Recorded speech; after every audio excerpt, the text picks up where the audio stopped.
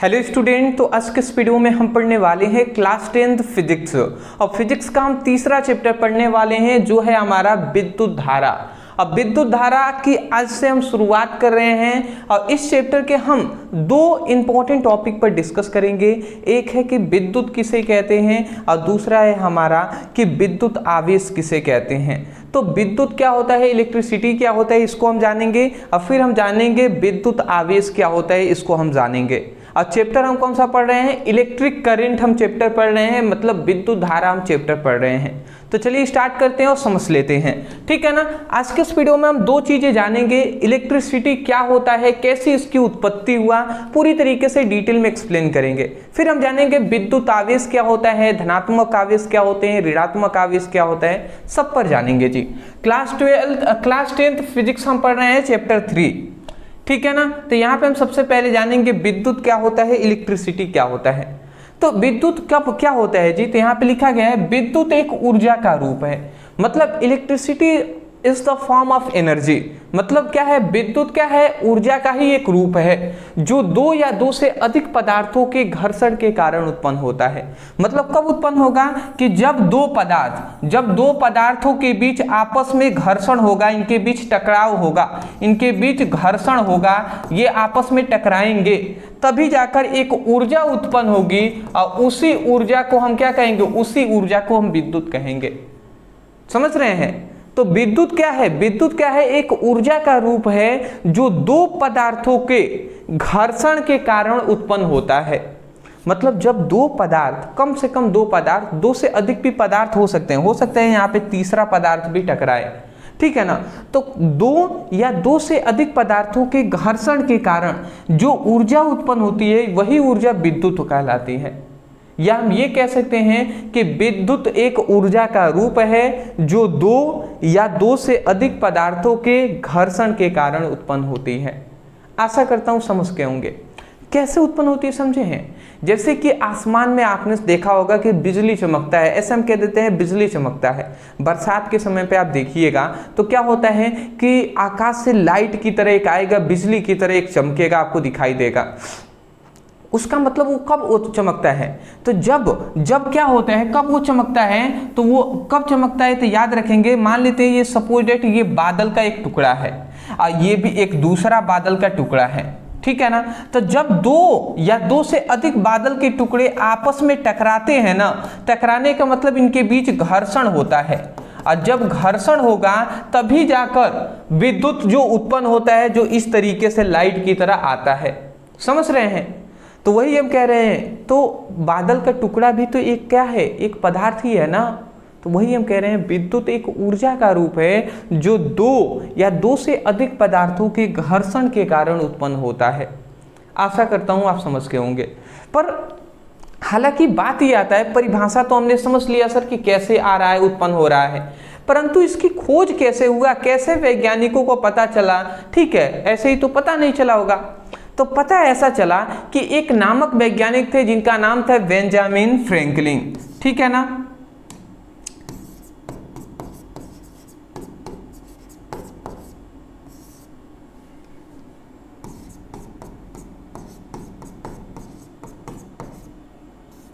तो एक नामक वैज्ञानिक थे जिनका नाम क्या था, बेंजामिन फ्रैंकलिन। तो बेंजामिन फ्रैंकलिन नामक एक वैज्ञानिक थे। ये क्या कर रहे थे, ये ना पतंग उड़ा रहे थे, ठीक है ना। तो पतंग जब उड़ा रहे थे तो बरसात का समय था, बादल पूरी तरीके से लगा हुआ था, बादल ऐसा लग रहा था कि बारिश होने वाली है। तो उस समय पर बहुत तेज, थोड़ा सा मैं कह सकता हूँ कि अच्छे तरीके से हवा आ रही थी, तो उस समय पर वो पतंग उड़ा रहे थे।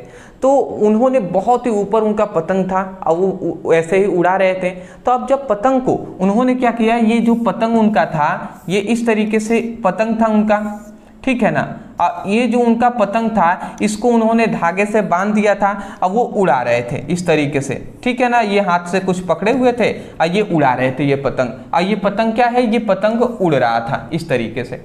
तो हुआ क्या कि बरसात होने लगी, जैसे ही बारिश होने लगा तो ये जो पतंग है, पतंग के साथ साथ ये जो धागा है ना, ये भी क्या हो गया, ये भीग गया। भीगने लगा तो आसमान में बहुत ऊपर था पतंग, तो एक बैग तो गिरेगा नहीं, तो ये क्या हो गया, पतंग उड़ तो रहा था परंतु इसकी जो धागे थी ये क्या हो गई थी, भीग गई थी।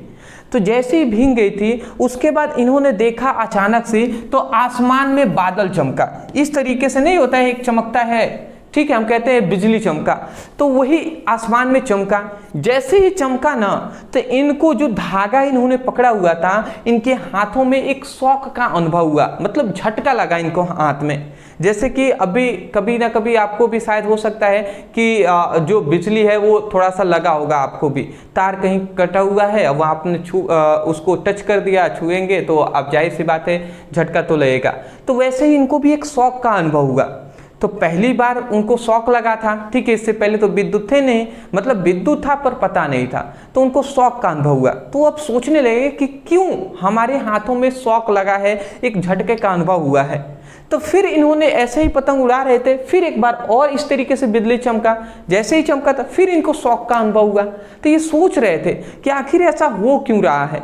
तो उस समय पे इन्होंने क्या किया, इन्होंने अब प्रयोग करना स्टार्ट कर दिया। अब वो बैठकर सोचने लगे, अब सोचने लगे तो इनको ये मतलब बाद में इन्होंने लैब में जाकर प्रयोग किया तो उनको पता ये चला, ठीक है ना, कि जब ये क्या कर रहे थे, जब बिजली चमक रही थी तो ये हमारी जो धागा था, ठीक है ना, जो रील था, जो धागा था, ठीक है, ये पहले तो अनावेशित होता है, मतलब ये अचालक होता है, परंतु धागा भीग गया था, भीगने के कारण ये चालक के भांति व्यवहार करने लगा।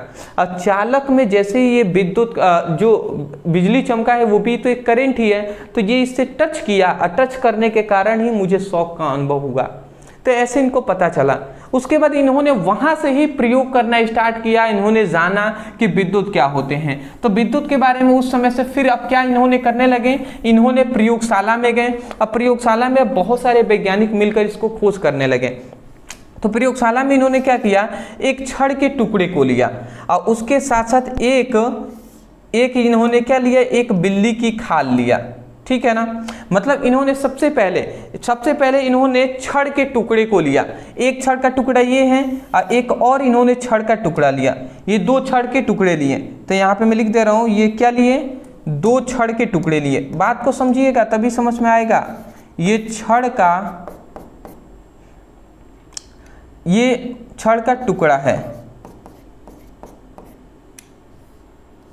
या मैं ये कह रहा हूँ कांच का छड़ है, कांच का छड़, ये कांच का छड़ है। ये दूसरा इन्होंने फिर से कांच का छड़ लिया।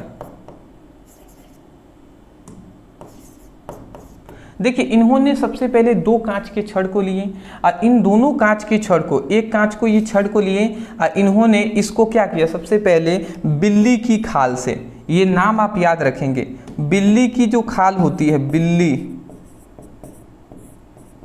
की खाल, बिल्ली की जो खाल होती है, बिल्ली आप देखे ही होंगे, ठीक है ना, कैट, बिल्ली, तो बिल्ली का ऊपरी सतह में देखेंगे बहुत ज़्यादा बाल होता है उसके ऊपर, तो उसके खाल से, जैसे हम लोग का ये खाल है, तो बिल्ली के भी जो ऊपरी खाल होता है, तो खाल में बहुत सारी क्या होती हैं, बालें होती हैं। तो बिल्ली की खाल से इसको सबसे पहले इस छड़ को बहुत ज़्यादा उन्होंने रगड़ा, और रगड़ कर क्या किया, रगड़ के इसको एक धागे में इस तरीके से बांध दिए, अब बांध कर इसको क्या कर दिए, इस तरीके से लटका दिए, ठीक है। ऐसे ही सेम टू सेम इसको भी बिल्ली की खाल से रगड़ दिए इस तरीके से, अब बिल्ली की खाल से रगड़ कर इसको भी धागे में एक बांध कर इस तरीके से लटका दिए।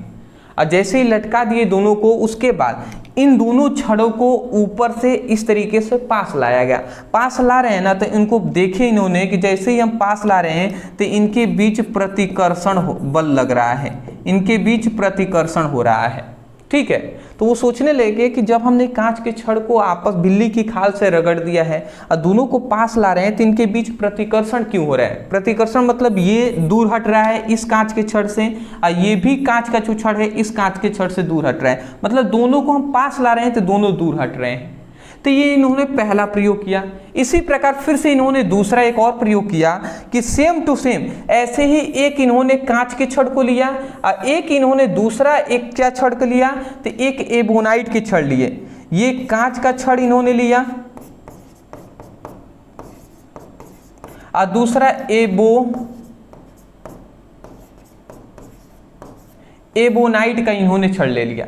तो एक कांच के छड़ को लिया और दूसरा एबोनाइट के छड़ को लिए और फिर से इन दोनों को बिल्ली की खाल से ही रगड़कर इन दोनों को धागे में बांधकर इस तरीके से फिर से इन्होंने लटका दिया।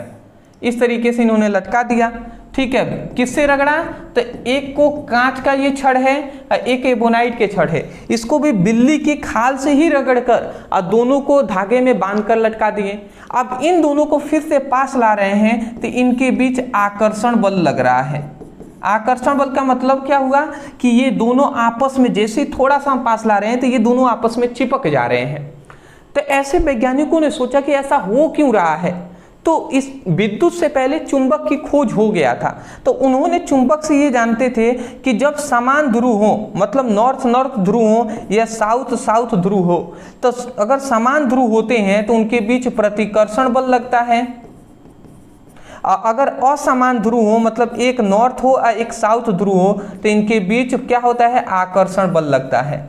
ये नॉर्मल सी बात वो चुंबक से जानते थे। तो इसी प्रकार इन्होंने ये जाना, इसी तरीके से इन्होंने माना कि जब कांच के छड़ को हम बिल्ली की खाल से रगड़ रहे हैं तो इस कांच के छड़ पर धनात्मक आवेश आ जा रहा है और ये भी कांच का छड़ है तो इस पर भी धनात्मक आवेश आ जा रहा है। और जब दोनों धन धन आवेश हैं, इसी कारण इनमें प्रतिकर्षण बल लग रहा है। और ये कांच का छड़ है तो इसको अगर हमने बिल्ली की खाल से रगड़ा तो इसमें अगर धनात्मक आवेश आया तो ये भी कांच का छड़ है तो धनात्मक आएगा। परंतु ये एबोनाइट का इन्होंने छड़ लिया है तो इसीलिए इस पर क्या आता है? इस पर ऋणात्मक आवेश उत्पन्न हो जाता है और धनात्मक ऋणात्मक बीच आकर्षण होगा तो इसीलिए यहाँ पे आकर्षण हो रहा है। तो इस तरीके से इनको पता चला कि बिल्ली की खाल से जब हम कांच के छड़ को रगड़ते हैं तो एक धनात्मक आवेश उत्पन्न होता है और वही एबोनाइट के छड़ को रगड़ेंगे तो उस पर ऋणात्मक आवेश उत्पन्न होता है। तो अब यहाँ पे बात आ गया कि धनात्मक और ऋणात्मक आवेश होते क्या हैं। ऐसे इनको आवेश के बारे में अब बात आ गया। तो अब हम आवेश के बारे में जानने लगे कि वैज्ञानिकों का भी ये कहना है भैया आवेश क्या होते हैं। तो आवेश विद्युत आवेश मतलब इलेक्ट्रिक चार्ज क्या होता है। तो आवेश भी क्या है? आवेश भी एक ऊर्जा का ही रूप है जिसके कारण क्या होता है? विद्युत तथा चुंबकीय प्रभाव उत्पन्न होते हैं। जिसके कारण क्या होता है? विद्युत तथा चुंबकीय प्रभाव उत्पन्न होते हैं। ठीक है ना। तो आवेश क्या है? एक ऊर्जा का रूप है जिसके कारण विद्युत तथा चुंबकीय क्षेत्र उत्पन्न होता है। अब आवेश कब उत्पन्न होता है समझें। आवेश के दो प्रकार होते हैं, एक धनात्मक आवेश, एक ऋणात्मक आवेश। मैं आपको स्पष्ट रूप से यहाँ से पीछे ही जाकर बता दे रहा हूँ। धनात्मक आवेश कब उत्पन्न होगा? जब हमने बिल्ली की खाल से इस कांच के छड़ को रगड़ा तो इसने अपना इलेक्ट्रॉन को क्या कर दिया? त्याग दिया। इलेक्ट्रॉन त्यागा मतलब इलेक्ट्रॉन को क्या कर देगा? अगर दे रहा है, इलेक्ट्रॉन किसी को दे रहा है ये कांच का छड़, इसीलिए इस पर प्लस आवेश आया है। और इस पर ऋणात्मक आवेश क्यों आया? क्योंकि इसको हमने बिल्ली की खाल से रगड़ा तो ये किसी से इलेक्ट्रॉन को ले रहा है, मतलब इलेक्ट्रॉन को किसी से ले रहा है, इसीलिए इस पर ऋणात्मक आवेश आया। मतलब धनात्मक आवेश कब आएगा? तो इलेक्ट्रॉन को त्यागने पर, मतलब किसी को देगा इलेक्ट्रॉन वो कांच का छड़, तो इलेक्ट्रॉन को त्यागने पर पदार्थ में एक आवेश उत्पन्न होता है जिसे हम धनात्मक आवेश कहते हैं। और ऋणात्मक आवेश का मतलब इलेक्ट्रॉन को ग्रहण करने पर, मतलब लेने पर पदार्थों पर उत्पन्न आवेश को ऋणात्मक आवेश कहते हैं। तो मैं आशा करता हूं कि धनात्मक और ऋणात्मक आवेश आपको समझ में आ गए होंगे। तो आज के लिए हम इतना ही रहने देते हैं। अदरवाइज मैं यही कहूँगा, वीडियो पसंद आया है लाइक करने के साथ साथ चैनल पर नए होंगे सब्सक्राइब कर दीजिएगा। डिस्क्रिप्शन बॉक्स में लिंक है, आप जाइए वहाँ पे क्लिक करके अपनी फिजिक्स की, केमिस्ट्री का अच्छे तरीके से पढ़ाई कीजिए। Thank you so much for watching this video. Thank you.